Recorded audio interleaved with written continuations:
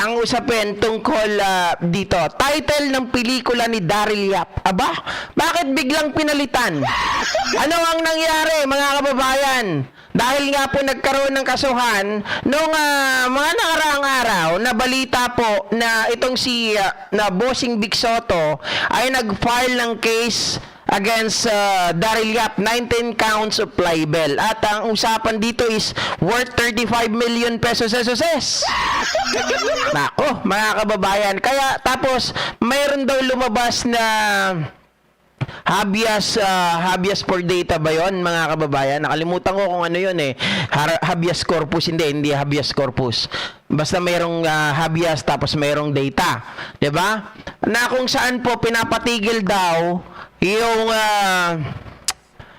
teaser ng The Rapist of Pepsi Paloma, na kung saan binabanggit po ng main character, 'di ba?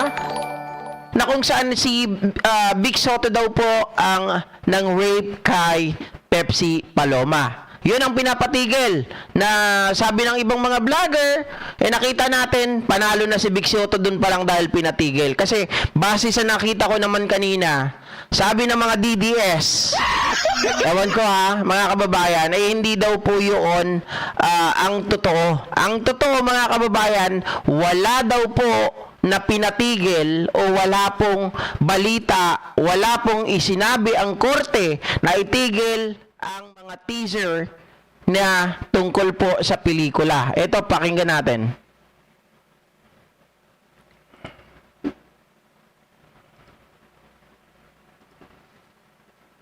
Bitin na. Teka lang. Ito.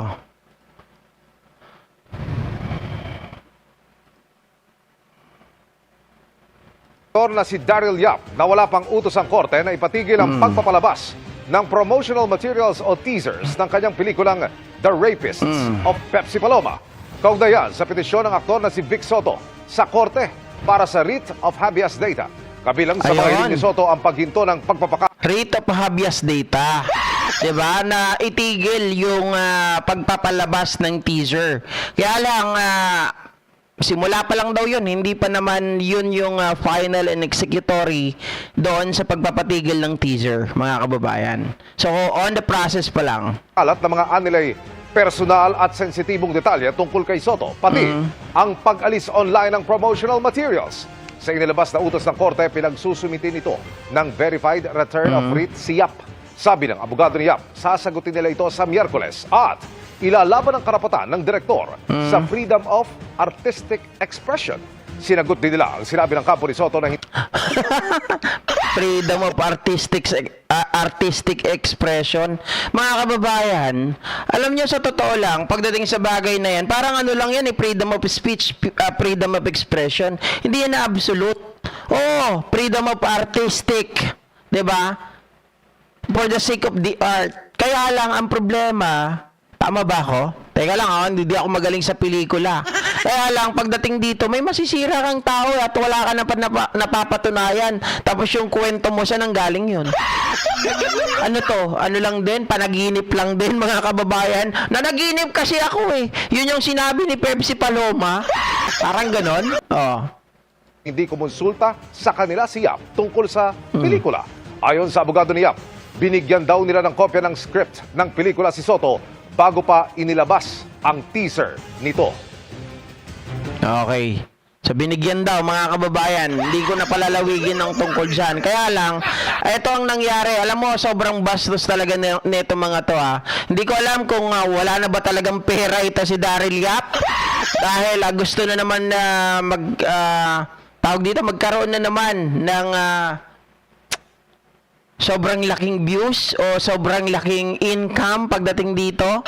Kasi dahil nga doon sa Made in Malacanang noon na talagang tumabo ng pera, at dahil nga daw ito ay pinag-usapan ayon kay Christy Fermin na nagpapaalam daw po sa kanya si Daryl Yap, ano ba tawag sa kanya? Mami, kasi pinag-usapan ito eh.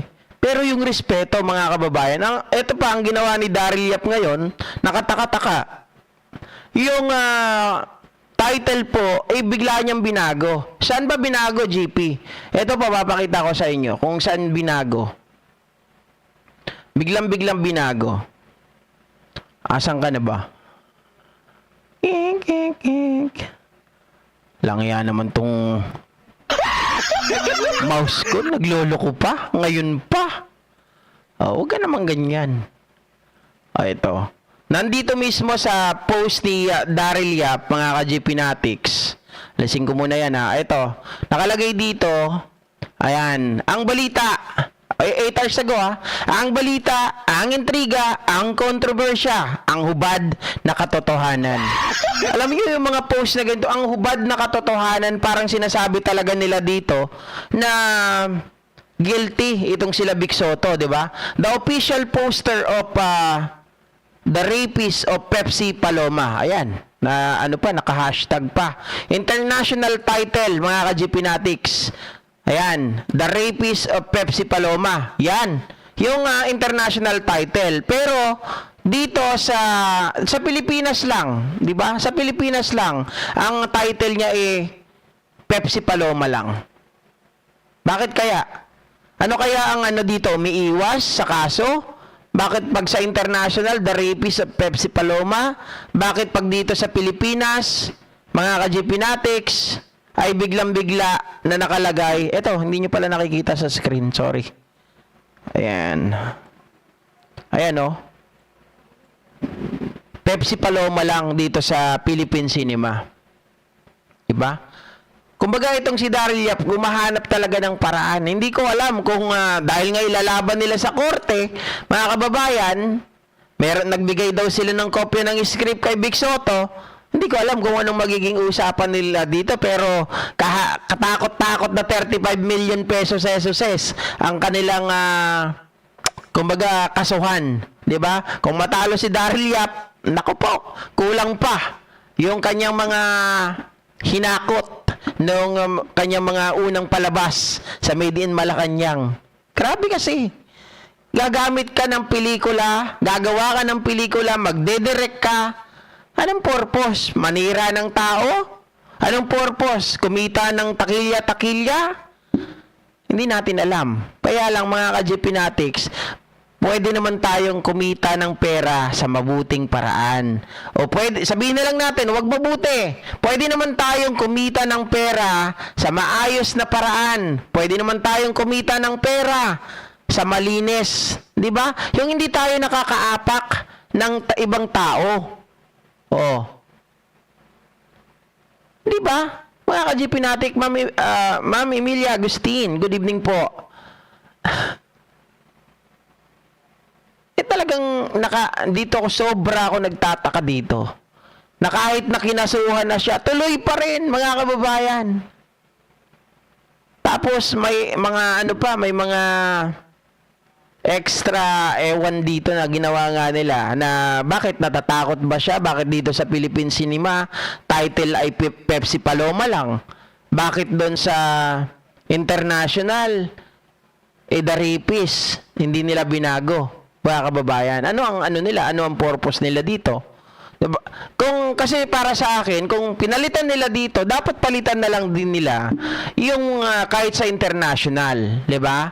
Bilang respeto na rin kila Vic Soto. Kasi unang-una mga kababayan, sabi ko nga sa inyo, pwede tayong kumita ng mga bagay nang wala tayong tinatapakang ibang tao. Kasi dito, wala namang karanasan si Daryl Yap. Wala naman siyang personal knowledge tungkol dito sa nangyari kila Pepsi Paloma. And nung may isang vlogger din dati na kumbaga nag-akusa kay Tito Zen hinggil sa bagay na to. 'Di ba? Naparusahan yung vlogger, mga kababayan. Oh. So ibig sabihin, hindi enough yung ebidensya. Tapos ngayon si Daryl Yap, parang tingin ko dito mga kababayan, ginagamit lang talaga itong pelikula na to to destroy the name of someone. Nasabay lang din sa panahon ng pangangampanya, panahon ng eleksyon. Yun ang nakikita ko dito. At saka ang tigas ni Daryl Yap, ganun siya katigas.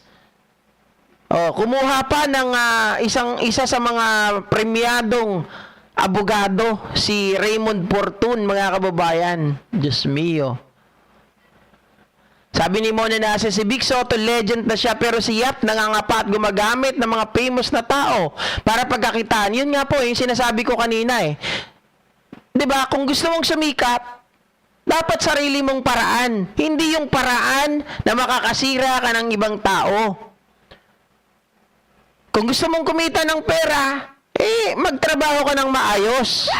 Lumikha ka ng sining na talagang sayo lang. Hindi yung manggagamit ka ng kwento ng iba na wala ka namang napatunayan. Diba? Sabi ni Ma'am Mona, manggayan, manggagamit si Daryl Yap. Aba, diba? Aurelia Dena, nagtatanong si Rhea kung magkano ang bayad kay GP sis Leticia. Ako na ang nagsabi sa kanya. 51 billion po ang bayad sa akin. Ano? 'Di ba? Ay, may tama, Rhea Villaluz, may tama ka na sa utak, GP. Tama ba? May tama ako sa utak? Hindi naman ako kagaya ni Dado, Diba? Oh. Bakit ba galit na galit kayo? Saan ba kayo galit? Sa pagtira ko dun sa dalawang tokmol na angkor ng INC? Kayo naman masyado kayo nagpapahalata eh. Alam nyo, ayaw ko kayong insultuhin kasi tayo dito nagre-respetuhan. Kaya lang ganyan yung sinasabi nyo, tatawanan ko lang kayo. Huwag kayo magpahalata. Kasi nagmumukha kayong tukmol. Di ba? Ang pinag-uusapan natin ngayon dito, kay Daryl Yap na at kay Vic Soto. Kay Tito Zen, ganon din kay Joey De Leon. Tapos kayo, nandun pa rin kayo sa usaping INC. Dom Darien, tama naman, bias, di ba? Julius Ganot, boring. Ba't nandito ka pa, sir? Boring, nanonood ka pa? Kayo talaga, Anyway, mga kababayan, walang pikunan. Trabaho lang, ha? Nandito ako to entertain yung mga na-entertain. Yung mga naiinis, alis na kayo dito. Ang kukulit nyo, Alright. Hindi, ako naman nagtatanong kasi hindi natin alam bakit ginawa nito, yung pagpapalit. Bakit biglang-bigla na nagpalit ng title itong si Daryl Yap? At bakit dito lang sa Pilipinas? Bakit sa ibang bansa hindi? Ano to, strategy ba to? Ha? Para sirain talaga ng todo or may tago kunwari sa Pilipinas. Oy, mabait na kami ha. Pinalitan na namin Bossing Vic Soto. Pinalitan na namin si Tito Zen, yung title, hindi na The Rapist of Pepsi Paloma. Pepsi Paloma na lang. But, kahit napalitan mo yung pangalan, what inside or the script is the same. So, ganun din yun. Diba? Ang daming inis. Yung mga yung mga naiinis po dyan, yung mga panauhing pantanga, po kayo ha, inom po kayo ng gamot, baka mamaya mag-collapse po kayo dyan. Baka bigla po kayo mag-collapse, hindi ko po kayo sorry po, Dodge Osorio, GMRC. Ayan nga po diba? Gusto kong respetuhin, kaya lang minsan, dahil nga sa mga bobo, adik, ganun ang tawag sa akin, bayaran, sige, tatawanan ko na lang kayo. Bahala kayo sa buhay nyo, diba? Anyway, liwanan na natin ulit yung title ni Daryl Yap na pinalitan niya. Hindi ko alam kung anong dahilan niya dito. Natakot siguro, mga kababayan. O baka meron siyang gustong palabasin na kunwari pinalitan niya na para hindi halata. GP, ang babaw naman. Bakit ba?